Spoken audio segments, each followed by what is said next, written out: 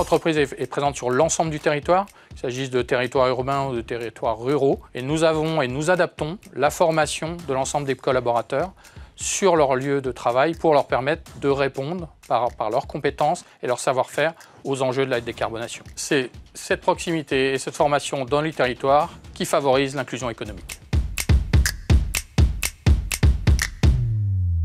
Aujourd'hui, notre industrie fait face à d'énormes challenges, c'est décarboner notre industrie et la construction. Nous avons besoin de l'ensemble des talents disponibles dans la société pour répondre à ce défi. Sans plus d'inclusion, sans être capable d'inclure et d'amener dans l'entreprise l'ensemble des talents disponibles, nous ne serons pas capables de relever nos challenges.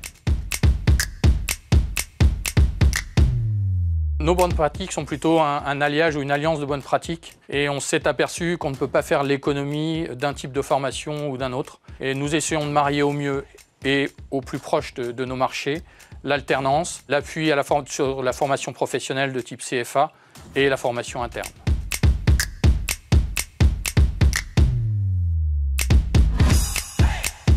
Il nous apparaît que l'inclusion et la capacité à aller chercher l'ensemble des talents disponibles dans la société est un enjeu collectif. Nous attendons de notre écosystème qu'il nous aide et qu'il participe au même niveau que nous le faisons à l'inclusion économique de l'ensemble des talents disponibles dans les différents marchés. Êtes-vous optimiste pour l'avenir sur ces sujets-là? Ouverture sociale, diversité, égalité de traitement, inclusion? Nous devons d'être optimistes. Nous sommes une entreprise mondiale qui gère l'inclusion globalement. Notre enjeu, c'est de réaliser ça localement et d'être capable, grâce à ça, de relever les grands enjeux de la société. Notre objectif est de construire la ville durable, la ville de demain. Cette ville, elle est forcément inclusive et donc nous devons la construire ensemble avec l'ensemble de ses citoyens et de ses habitants. Donc c'est ensemble construire une ville inclusive pour demain.